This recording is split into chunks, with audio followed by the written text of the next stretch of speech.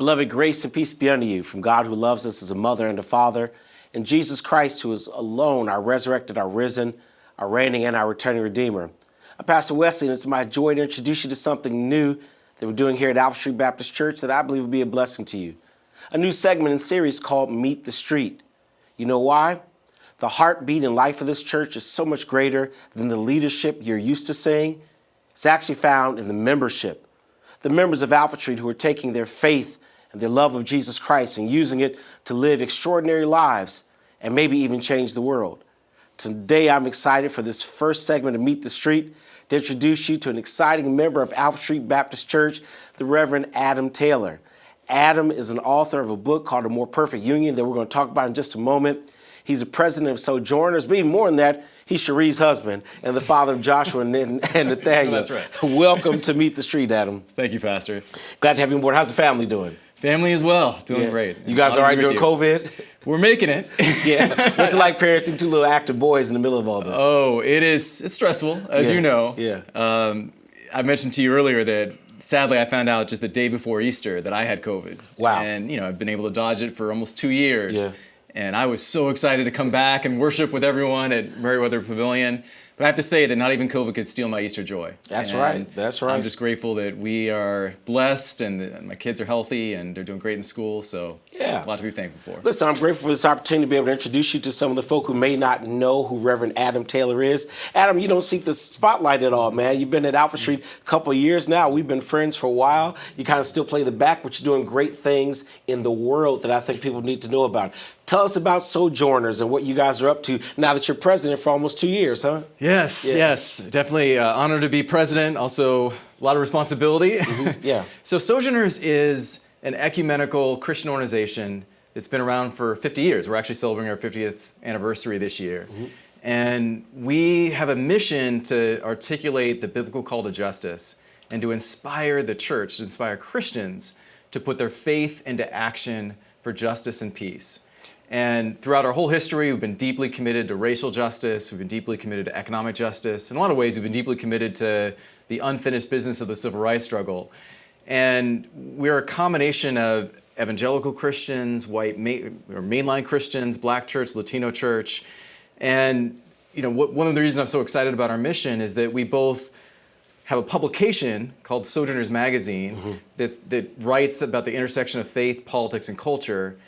And we have a digital publication that reaches a much broader audience that I get to write for quite a bit.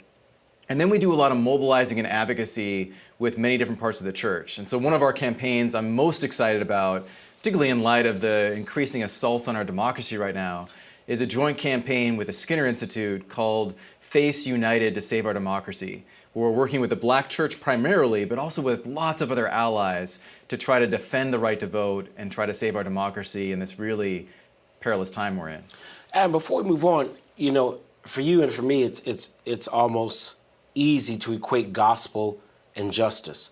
But that's not always the case within Christianity, especially in more of our right-wing evangelical who have hosted conferences blatantly saying that the gospel has no mix with social justice, that we're here to preach Christ crucified and resurrected and win people's souls and spiritual lives, but are strangely detached from a call to justice. How do you blend the two? What do you say to me if I'm saying, gospel and social justice don't mix? That's oil and water. They don't mix. Yeah.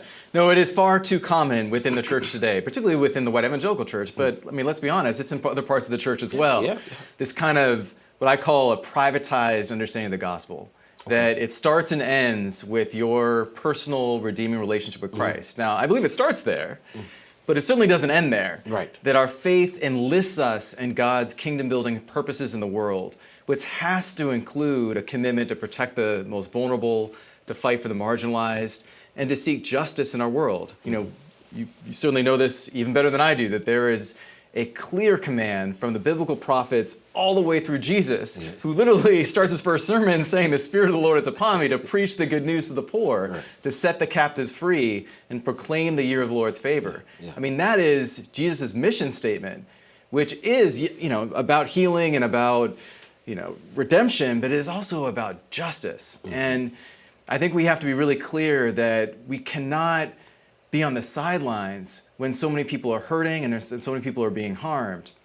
And what I worry about is you have kind of the religious right that has their own, I would argue is kind of a hijacked version of what it means to put your faith into politics. And then you have an apolitical church that is just completely removing themselves. And both are actually problematic. We've got to be able to engage in the right way. Dr. King has a quote that I love to reference and try to live by. He said, "The church at its best is called not to be the master or the servant of the state, but to be the conscience of the state." And that's what we need. We need that conscience to hold all political parties accountable to our core biblical values. Now, we're going to disagree on how we then apply those to the messiness of politics. But as Christians, we should agree that we should have a particular concern for the poor and for the marginalized. We should be on the front lines of the causes of justice. And that's across the political spectrum. I could be a Republican Christian, you could be a Democratic Christian, we could be right, left, but there ought to be something that unites us together in a common concern for those who are less than, those who are not privileged, those who are born in circumstances where the odds are tremendously stacked against them. And I think I lament when I see churches detached from that concern, detached from that, saying that, hey, we're here to read the Bible, we're here to pray, we'll pray and leave it in God's hands. You just quoted Martin Luther King. One of my favorite quotes is from Howard Thurman. And Howard Thurman said that the power of prayer is directly connected to your being willing to be part of God's answer.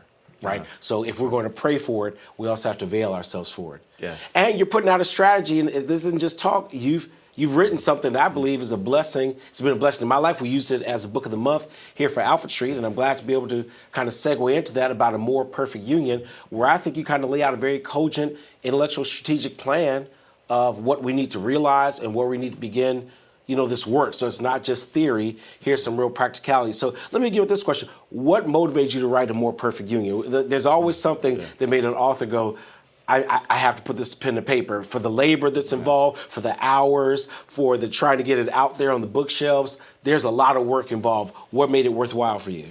Yeah, so I have to say, writing a book is a labor of love. I know some people are just natural authors. I can't say that I'm going to be producing books every year. It reads really well. Thank you, thank you.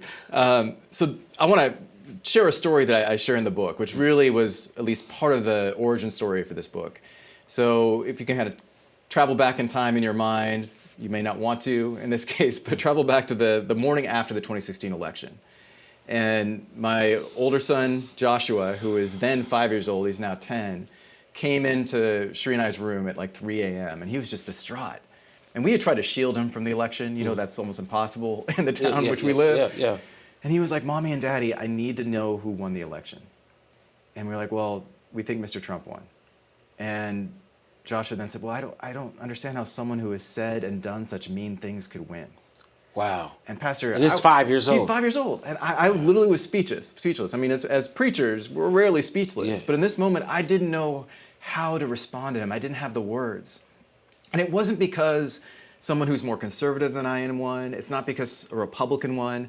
One of my favorite quotes from the founder of Sojourners, Jim Wallace, is that God is not a Republican or a Democrat. That's right. Right. No, nor American. That's right. Or American. That's right. God so loved the whole world, right? That he gave his only begotten son. I was distraught because then candidate Trump won not in spite of stoking a lot of the worst sins and vices of our country, but in many ways because of it. He was able to stoke this fear, this angst about the changing demographics that were already happening then and have only continued up into the present, and was really able to appeal to misogyny and racism and xenophobia. Now, I'm not saying that everyone that voted for him did for that reason, but those things weren't a deal breaker, particularly for white Christians, white evangelical Christians, but also white Christians in general. And so I felt in that moment that the kind of witness of the church was at stake after that election. I really felt that the state of our democracy is at stake, not even knowing all the things that Trump would do later as president to try to undermine and unravel our democracy. And the reason why I felt this book was so needed is that the slogan that was so effective, which actually he didn't invent, Trump didn't invent. So the Make America Great Again slogan was actually invented by Reagan. He kind of reinvented it. And for many of us, it was a dog whistle to essentially suggest that we need to make and keep America white, that the kind of true America is a white America. And the greatest fault line in that election, and I would argue still today, is whether you see our growing racial, ethnic, religious diversity as a strength and an asset, Right. or whether you see it as a threat to be feared. Right. And it literally is playing into all of what we're seeing literally in this moment with the great replacement theory, this kind of theory that elites are trying to open our borders and enable people of color to take over this country. And we have got to counteract a pernicious, ahistorical narrative with a much more compelling and powerful narrative that is rooted in our deepest civic and religious values. Talk a little bit about that, Adam, because I know that's a threat to some people. Not only the threat of this nation becoming more black and brown, Right. Which is a movement already happening, but I think even more the fear of what our real past is. One of the things you talk, very, very poignantly about in the book are these myths of our history and our past that kind of fuel a Trumpism within America. Talk to me a little bit about that, because I don't think we always, when we hear about critical race theory and all that, there's this idea that we're not being truthful about America's history in a way that allows us to be healing in our present. Right. Tell me about that, man, because that's one of the things I hung my hat on. No, absolutely. So James Baldwin once said, "Those who refuse to acknowledge their history remain captive to it." And there is a deliberate strategy, not only to whitewash and erase parts of our history, but now to literally prevent it from being taught. And you mentioned all these efforts around the country, particularly in school boards, to try to crack down on what teachers teach, particularly when it comes to systemic racism. Well, that has a long history, dating back all the way to the Lost Cause, where there was a narrative spun around the Civil War that it wasn't actually about slavery, that it was about Southern heritage, right? Yeah. Well, we're seeing this in real time with January 6th, where you have many conservatives who are trying to create this fictitious version of history that we just lived through. That January 6th wasn't about an insurrection trying to overthrow a election. It was about people that were, just standing up for their liberty and for themselves. And so one of the things I talk about in the book is that woven in the DNA of this country are a series of myths that really shape our psyche, if you will, right? Mm-hmm. There's a myth that we are a chosen nation, literally dating back from the Puritans, who came believing that they were God's chosen people. And that For them, this was their promised land. That's right. Coming out of European Egypt, crossing over the Red Sea of the Atlantic. That's right. And even though this land's inhabited, here's our promised land, God says conquer. That's where manifest destiny comes, Absolutely right. Which then justified the annihilation of the Native American population.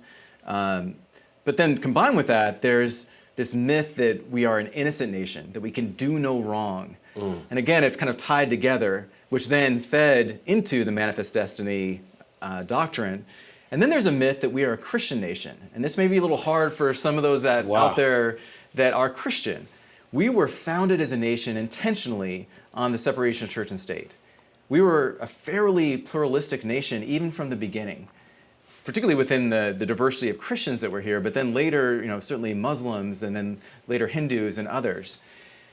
The kind of strength of our Constitution in part was a recognition that establishing a state religion had led to a 30-year vicious war in Europe. Exactly, yes. And so the founders, smartly, put in place this strong commitment to religious pluralism. And yet, I think one of the challenges we face, particularly within the religious right movement, is this notion, this kind of conflation of the cross and the American flag, yes. right? And when you do that, it leads to all kinds of dangerous mentalities. The biggest myth, though, is the most pernicious one, which is the myth of white supremacy. Mm-hmm. It is the myth that some people are more valuable than others based on the color of their skin. That was, indoctrinated through the Three-Fifths Compromise, and then later through the institution of slavery, and then later through Jim Crow, and all the ways in which that's mutated over the course of our history. And I feel like we can't heal and dismantle that original myth of white supremacy without also understanding how it interplays with these other myths. Yeah, I'm a huge fan of what's a man from Harvard, Faces at the Bottom of the Well. Oh, why am I drawing a blank? You're Derek Bell. Derek Bell, yeah. Who basically argued that racism, systemic racism, is inextricably woven into the fabric of America. That's right. So much so that we don't see it. Yeah. But it's it's pervasive in just about everything with society. And until we acknowledge that, we're always going to have a problem. Now, you did mention these myths that kind of cloud American history, but I also know that you lift up some of the best of America. The title of the book itself, A More Perfect Union, comes from highlighting that there's something valuable in the founding ideology of America. You mentioned one about religious pluralism and the necessity of separation of state given the historical tensions that came from state-endorsed religion.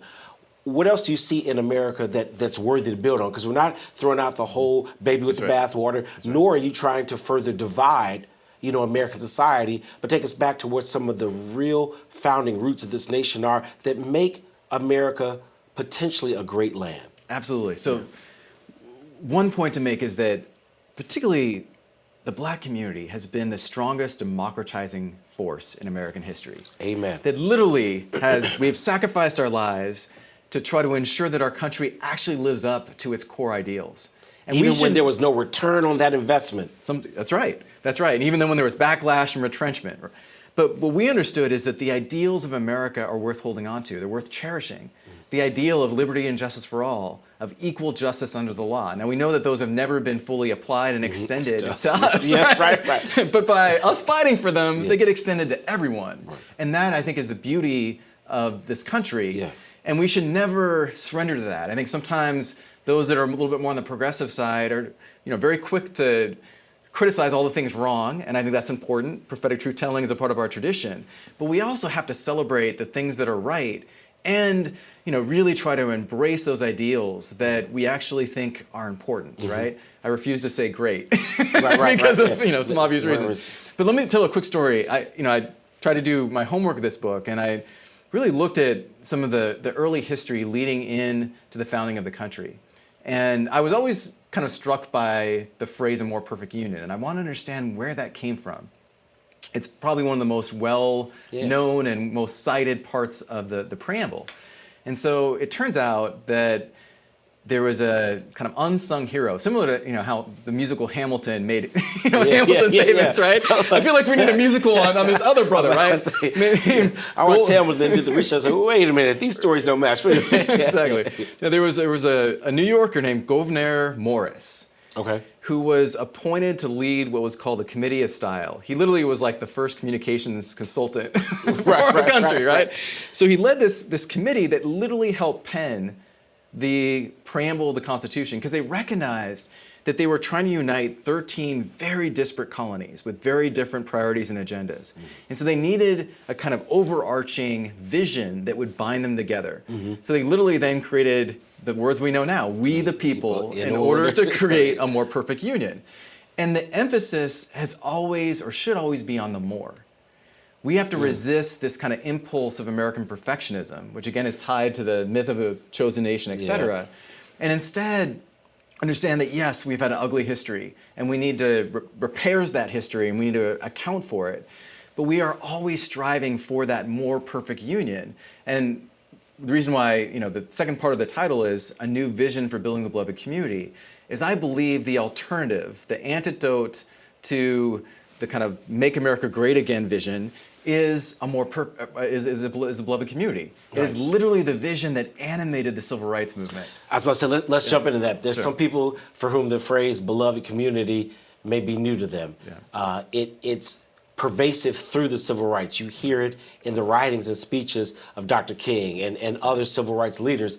Adam, talk to us a little about the beloved community so that people understand what that is, so we understand how that may be countering the divisive and fear-filled nation that we see every day now.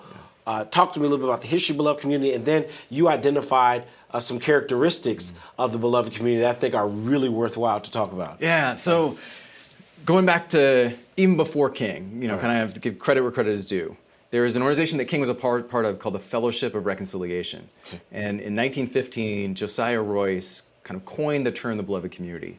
And for him, it was a community that was all about mutuality. It was about our connection to one another. It was about a commitment to equality, a number of things. Then Howard Thurman was another critical person that reflected on the beloved community that then inspired King. Yes, that's right. King used to carry around Jesus and the Disinherited in addition to the Bible.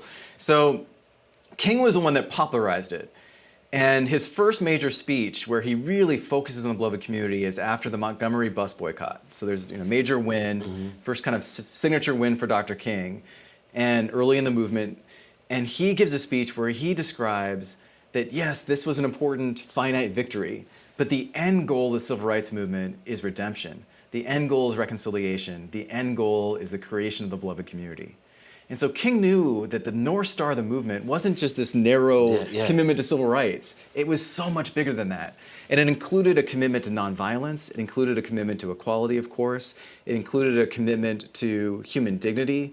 And it wasn't just a kind of, again, narrow understanding that sometimes we boil down or compartmentalize King into, right? So for me, I went back and I read everything I could about what Dr. King had to say about the beloved community, but also what Congressman John Lewis, who I was deeply humbled, wrote the foreword to the book, as well as Fannie Lou Hamer and so many others. And then I realized that we have got to remix this thing and contemporize it. As much as I want to build on and honor what they said. 2022 language. That's right. Yeah. So my best remix, Pastor, is building a society, building a nation where neither punishment nor privilege is viciously tied to race, to ethnicity, to ableness, to religion, and to sexual orientation. It is building a society where everyone is respected and valued, everyone is enabled to thrive, and then going back to what we talked about earlier, where we see our diversity as a strength and not a weakness. Now, that I know is big and kind of a meta-narrative, if you will, a meta-vision, but I think we need something like that because I actually believe that the vast majority of Americans would actually resonate with that vision. No one, I want to say no one, very few would argue that privilege in this country should be tied to those core characteristics. No one would argue that punishment should. Now, we're going to disagree on the degree to which our history has tied those things together.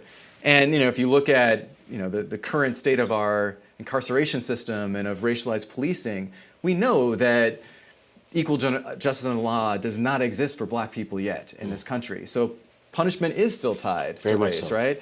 Privilege is still significantly tied to race because of this history that we've come out of. So I think we got to be honest about that. But as a vision moving forward, I actually think this could provide a kind of shared blueprint and roadmap from how we get to where we are to where we want to go. And then as you mentioned, I would try to break it down into core principles. I actually describe them as beatitudes. So kind of building on the beatitudes of Jesus. And so one is a commitment to Imago Dei equality. Equality is not enough. We've got to go deeper. We have to understand that we are made in the image and likeness of God. Theologically, that's one of the things I hang my hat on, the Imago Dei of all humanity. That if the first thing you realized when you interacted with anyone was that this is a creation of God, a vessel of God, regardless of what color, size, shape, gender, orientation it may be, how do you treat them? How do you deal with them? Which I think is why Jesus said, if you see her or him in that condition and you walked over them, you walked over me. That's right. You missed God in your midst. You missed God in your presence. And how we see each other determines how we deal with one another. That's right. And being able to see the God in you as the first thing goes a long way in how we treat people. So I loved that one. Just that resonated with my own personal theology. That and Ubuntu. Those two really are high. Well, and I'll share something which you may know already that combines those two together. So yes, the second beatitude is what I call Ubuntu interdependence. Now I had a chance to study in South Africa in 1996. So just a year and a half after Nelson Mandela was elected the first black president of a new multiracial South Africa. And I literally got to be a part of some of the Truth and Reconciliation Commission hearings when I was there.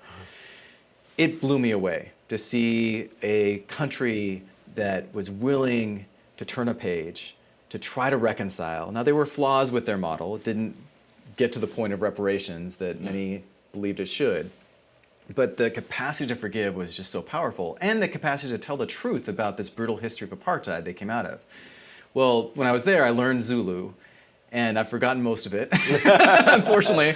But there's these two words that have just been imprinted in my spirit.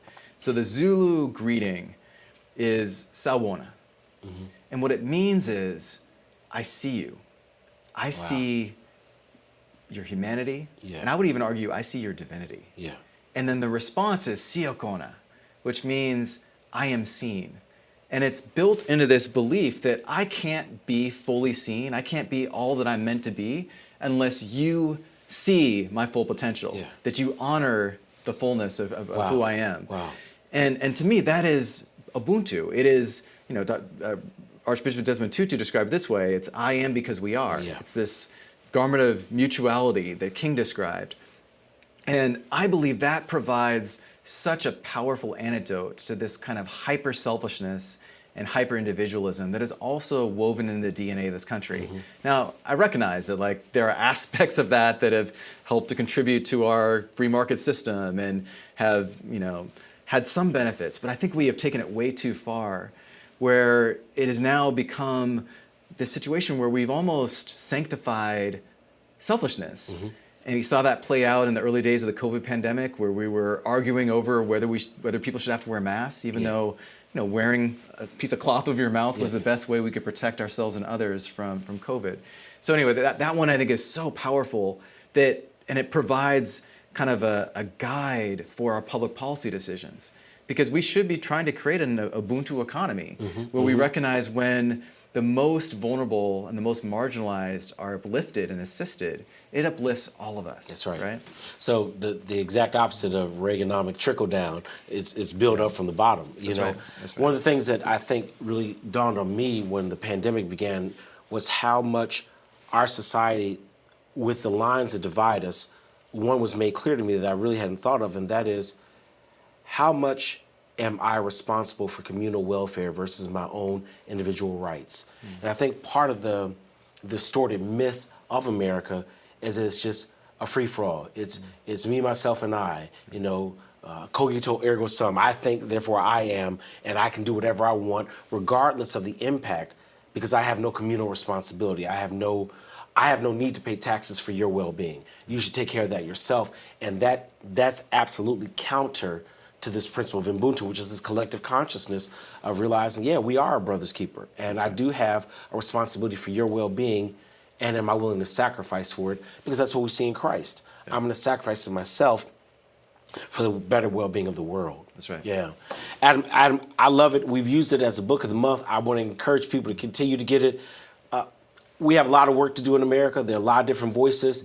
Adam Taylor is one of them. And I'll tell you this, there's some phenomenal people who sit in the pews at Alpha Street Baptist Church, but they do much more than that. They go out and they live their faith.